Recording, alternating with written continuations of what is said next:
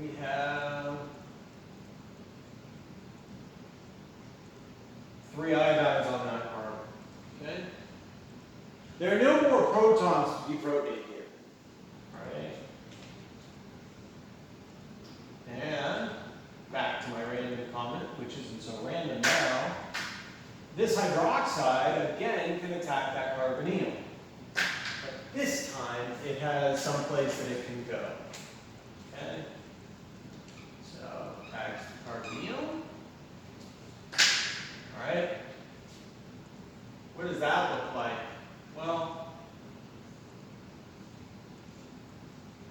okay, so those electrons kicked up there. Alright, and OH there, and we have the 3 iodines. Sorry, this has gotten so small. Oh, I really leave myself enough space to do. Okay? This guy now has some place that it can go. Okay? As I mentioned before, these reactions go someplace if they can kick, if the hydroxide gets generated, can kick something off. So these electrons can come down, okay? And this can now be kicked off. Okay? Iodine is fairly electronegative, very polarizable, and so the anion that's going to result and be on that carbon can be stabilized by these 3 iodines. Okay? So I'm going to have to go up this way. And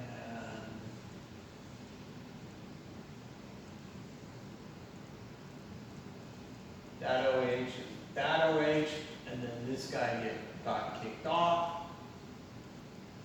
I'll just draw I3 rather than draw them all out.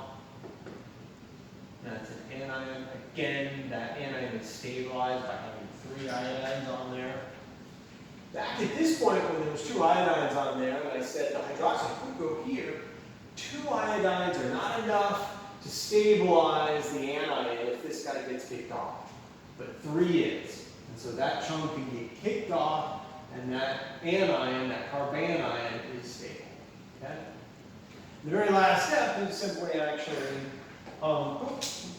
sorry. The lone pair there, taking the proton, those electrons get kicked on there, and we've created these guys. Okay? Okay. Like I said, that's a test for a methyl ketone. It can be a little bit subtle, not really going to matter to you guys because I have to be, I have to be fair about this when I'm telling you. Should you request that you get a iodoform test conducted on one of your unknowns, I can't be ambiguous. I need to give you a good answer. Okay? All right. Yeah. And there's no real false positives that you need to worry about here. Okay. All right.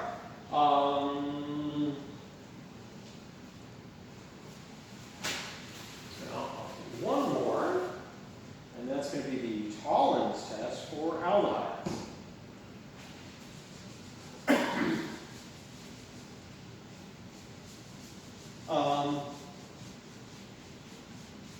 Yeah, it's disappointing. Maybe I think I will put up a video.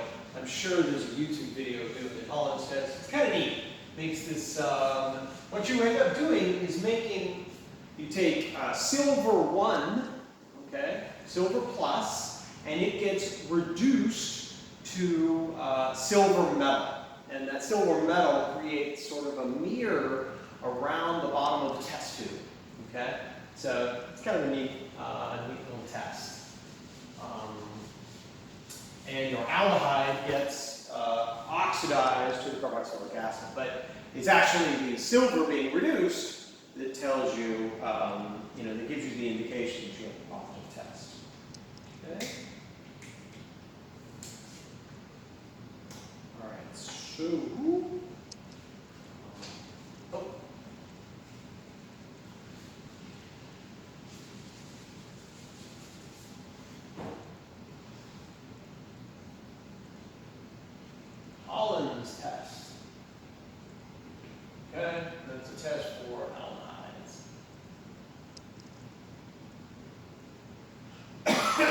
In general, aldehydes oxidize pretty easily. So silver 1, silver plus is not a very strong oxidant. Won't oxidize typically an alcohol to a ketone or something like that. But aldehydes are very easily oxidized. An aldehyde that you buy and you have on your shelf for years and years and years will actually oxidize by the air, by the oxygen in the air. Okay. All right, so that guy looks like you get, so you have,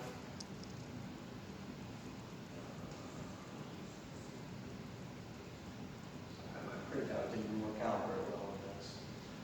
The active Tollens reagent, like I said, is silver 1, okay?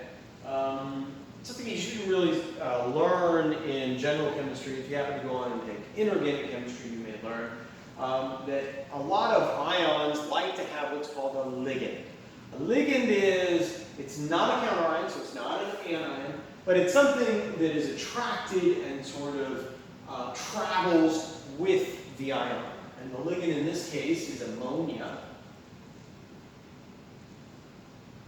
Okay, there's 2 molecules of ammonia that travel with the silver plus. Okay, and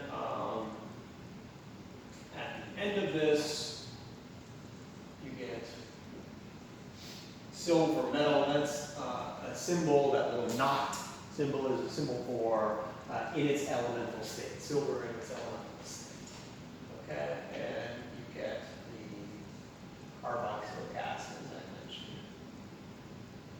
Okay, so the silver plus has been reduced to silver metal, and the aldehyde has been oxidized to the carboxylic acid. Okay, that carbon there, 2 bonds to oxygen, 3 bonds to oxygen. Okay. All right.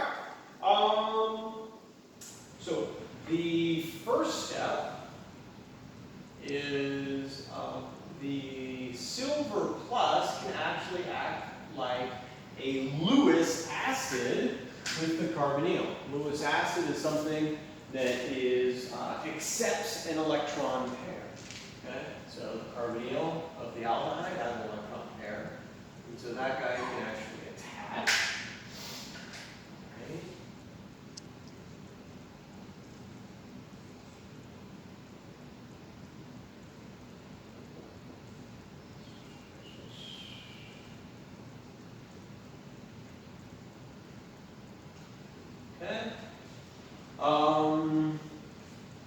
And then at this point, that oxygen now has a positive charge on it, right? It's an oxygen with 3 bonds and 1 lone pair.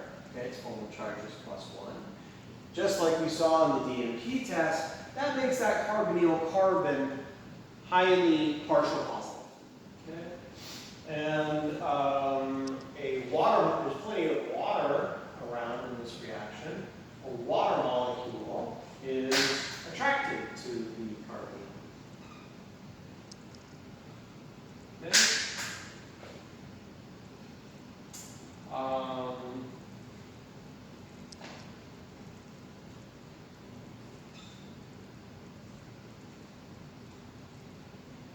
Oops. Okay.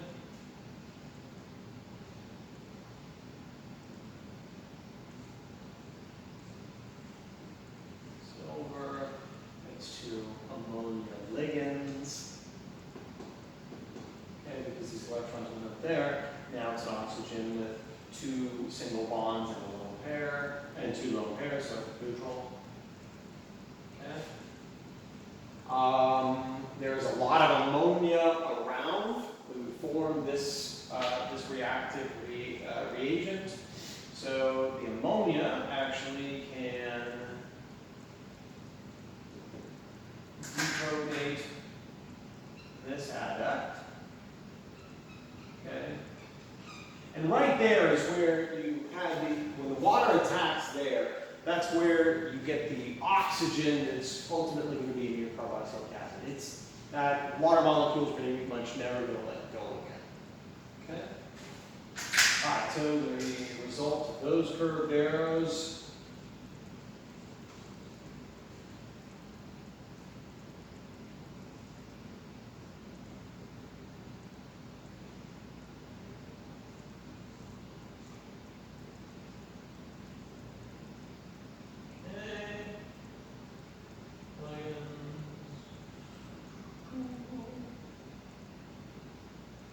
Okay. Now, from this step, you can actually, you've got excess of the Tollens active intermediate around, okay? So another adduct of it, sitting around and again can act as a Lewis acid for this alcohol component. Okay?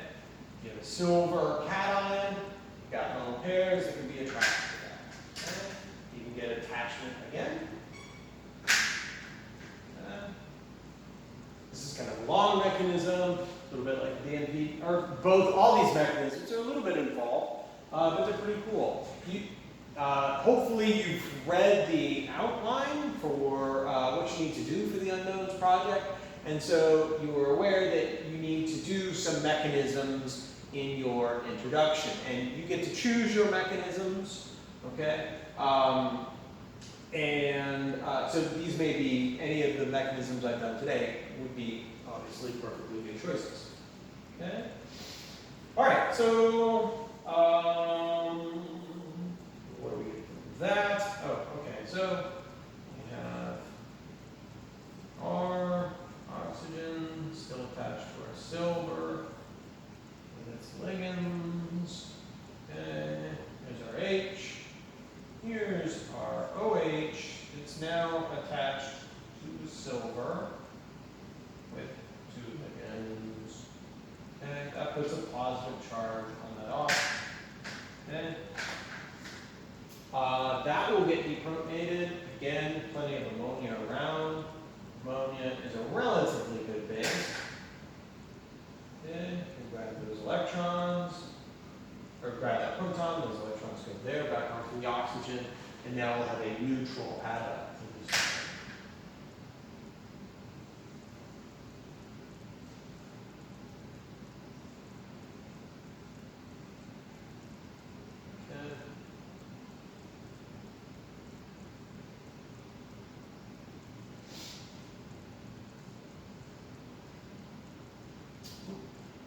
Still attached to the silver. Okay. All right. Here, we're going to get what's known as a homolytic cleavage. Okay. Most of the cleavages that you see are heterolytic cleavage, where you have some bond that's going to get broken, and one atom of the bond is going to get the electrons, and one is going to get nothing. Okay, that's a homolytic cleavage. Okay, in a that's a heterolytic cleavage. A homolytic cleavage, they both get an electron. Okay, so this is actually, normally our curved arrows show the movement of electron pairs. These curved arrows are going to show the movement of a single electron. There's a convention when we do the movement of a single electron that it only has one barb, not both barbs, okay? If you're doing your mechanism and you're doing it on ChemSketch and you've chosen this mechanism, that's wonderful. Don't worry if you can't figure out how to. There's a way in ChemSketch to do one barb arrows, but don't worry if you can't figure that out. That's no problem. Okay, so one electron will go on the silver, and that gets reduced, okay? And then another electron goes on here. Okay, actually, so my stoichiometry is wrong here. Sorry. You get two silvers. All right. And that's the step right there where you got one of your silvers. Okay. Well, just to finalize things so that we get all the way back to the carboxylic acid, you're already going to get some of your mirror at this point. Okay. This then gives you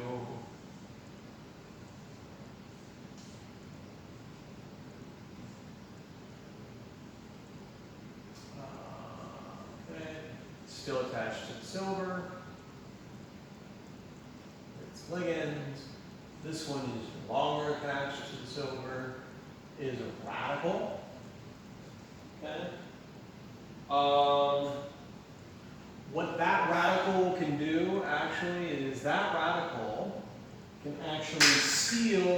own hydrogen, and just a hydrogen, not a proton, hydrogen. So if I say hydrogen that it's stealing, it implies it's going to take the H with one electron.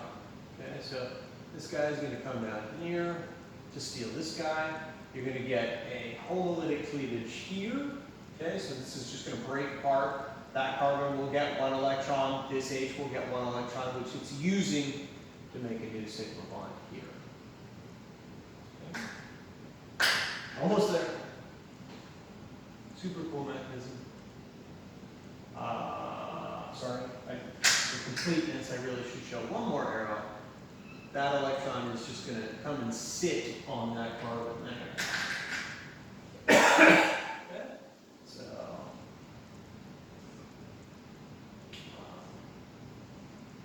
right there. You now have an H on there. Right. This oxygen here, still attached to silver with its ligands. Right, and there's a radical right there. Okay. At this point, we can get the second homolytic cleavage, okay, where this bond is going to homolytically cleave one electron to the silver, one electron to the oxygen. Okay. This oxygen is going to use his one electron to make a double bond with that guy right there. So electron comes there, electron comes there, and we've done it upside down. It would have been nicer, perhaps, if I had drawn this carboxylic acid upside down, but there's the double bond of your carboxylic acid. Okay? And there's the OH, your carboxylic acid. This step immediately generates the carboxylic acid. Okay? Okay. Question for you. So this test, well, I'll remind you. Silver mirror.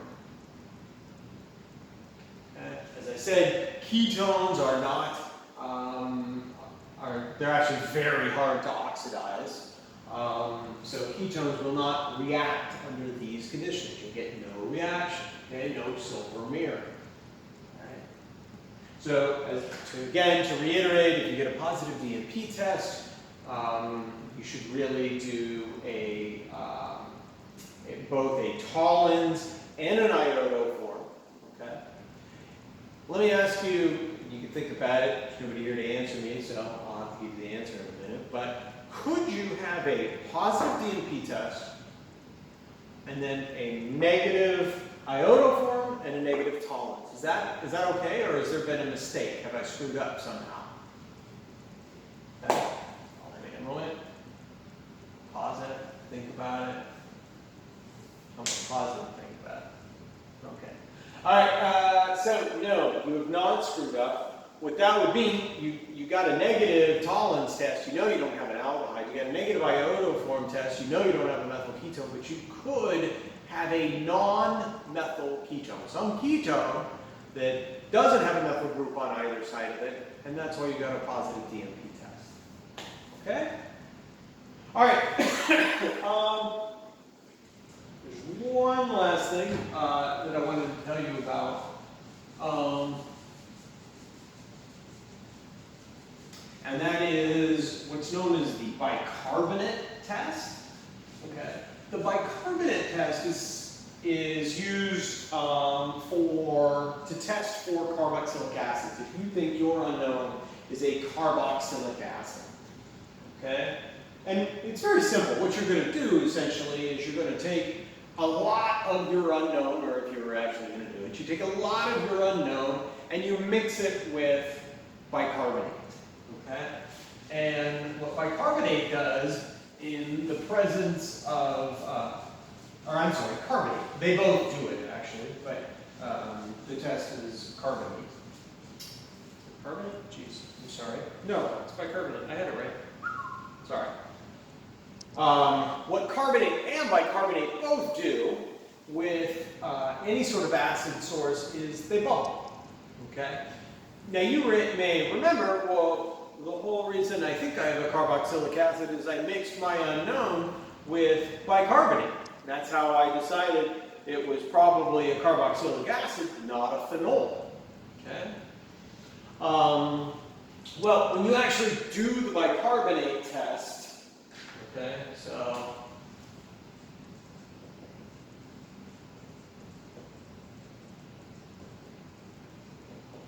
okay.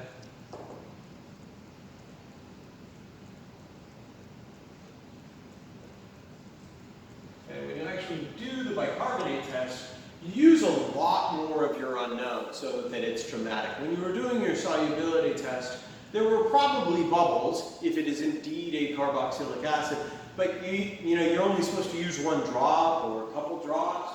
When you're doing the bicarbonate test, you use a whole bunch with fairly concentrated bicarbonate. Okay, in a positive test, it is bubbles. Okay. All right, guys, that's it for today, for this first video. We're going to double check and make sure that this is relatively clear and you're able to see the board and everything. And then I hope to put out another video probably tomorrow. Yeah, probably tomorrow, at the latest the next day. Okay? I'll have announcements for you on Blackboard. Yeah, okay, let's leave it there. All right, guys, take care.